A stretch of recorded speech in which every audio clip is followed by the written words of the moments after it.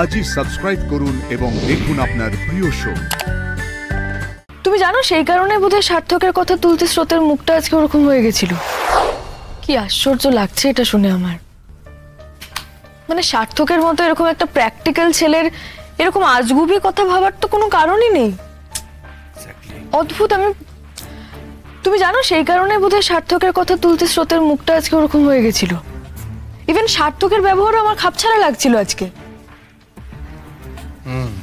প্রথমে তো আমারও তাই মনে হচ্ছিল, কিন্তু সার্থককে চেপে ধরাতে ও সব কথা বলল। ওর মনে হচ্ছে মানে স্রোতের পাস্টে কোনো রিলেশনশিপ ছিল বা আছে, যেটাকে স্রোত আড়াল করতে চাইছে। এটা যে সার্থক শুধুমাত্র ভাবছে তা কিন্তু নয়, এই ভাবনাটাকে নিজের মাথার মধ্যে গজাল দিয়ে একেবারে গেঁথে ফেলেছে ও। আর এই ভ্রান্ত ধারণাটাকে প্রমাণ করার জন্য এবারও উঠে পড়ে লাগছে। মানে এইসব আজগুবি চিন্তা ভাবনা ওর মাথায় কোথা থেকে এলো আমাকে একটু বলবে প্লিজ? বলেছে যে স্রোতকে গুলি করেছে সে নাকি স্রোতের নাম ধরে ডাকছিল, যেটা সবাই শুনেছে, অথচ স্রোত কিন্তু কিচ্ছু শোনেনি। ইনফ্যাক্ট ও নাকি তাকে চিনতেও পারেনি। সেটাই সার্থক মানতে রাজি না। ওর বিশ্বাস স্রোত তাকে চেনে, আর এতটাই ঘনিষ্ঠভাবে চেনে যে তাকে বাঁচানোর জন্য স্রোত নাকি মরিয়া। তাই সার্থকের কাছে বা পুলিশের কাছে কিচ্ছু শুনিনি এ বলে তাকে আড়াল করছে। কিন্তু যে গুলি করেছে সে তো মেয়ে, আর ওর বন্ধুরাও তো সেই কথাটা বলেছে। তো সেটা বোঝার মতো ঠান্ডা মাথা তো সার্থকের এখন আর নেই। বরং পাল্টা যুক্তিতে ও বলছে যে গুলি করেছে সে স্রোতের প্রাক্তন প্রেমিকের কেউ চেনা হবে, যাকে স্রোত চেনে। আর কি বললো সার্থক? আরো অনেক কিছু বলেছে, সব আমি বুঝিও নি। মোট কথা এটাই হলো মূল ব্যাপার। সার্থক স্রোতের লয়্যালটি নিয়ে সন্দিহান। শুনলেই তো সব। এবার তুমি বলো তো আমার কি করা উচিত? খুব পাজলড লাগছে রে।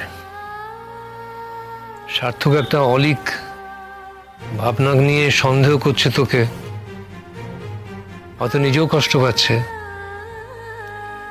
কিন্তু সত্যিটা ওর কাছে প্রকাশ করা মানে তো তুই কি ওকে বলে দিবি নীলাঞ্জনার কথা, মেজদি ভাইয়ের কথা? অসম্ভব। দেখ মা, তুই তো এটা বুঝিস যে সার্থক তোর জন্য ভীষণ টেনশন করে, চিন্তা করে। তুই গুলি খাওয়া স্তক ও নাওয়া খাওয়া মাথায় উঠেছে, সেই জন্য এতটা তলিয়ে ও ভাবছে। আমি প্রথমে ভেবেছিলাম ওকে জানাবো, এক দুদিন পর যখন ওর মাথাটা ঠান্ডা হয়ে যাবে তখন ওকে বুঝিয়ে বলবো, কিন্তু ও সব নষ্ট করে দিল। আমি আমার লয়্যালটি কারুর কাছে প্রুফ করতে যাব না, কারুর কাছে না। ভাবি, তুমি যদি আমাকে সাপোর্ট করো তাহলে এই ব্যাপারে তুমি তোমার ছেলেকে কিচ্ছু বলবে না। তোদের সম্পর্কটা কি এতটা টানা পড়ে নিতে পারবে? অনেক কষ্টে তো সম্পর্কটা সহজ হয়েছে, তারপরে এরকম একটা ঘটনা। সম্পর্কে যখন বিশ্বাসই নেই বাপি, তখন তার পরিণতি যা হওয়ার তাই হবে। তবে তুমি আমাকে কথা দাও, আমার সাথে আলোচনা না করে তুমি সার্থককে কিচ্ছু বলবে না। প্রমিস করো। সে না হয় আমি প্রমিস করলাম যে আমি ওকে কিছু বলবো না, কিন্তু এর পরিণতিটা কি হবে সেটা ভাবতে পারছিস?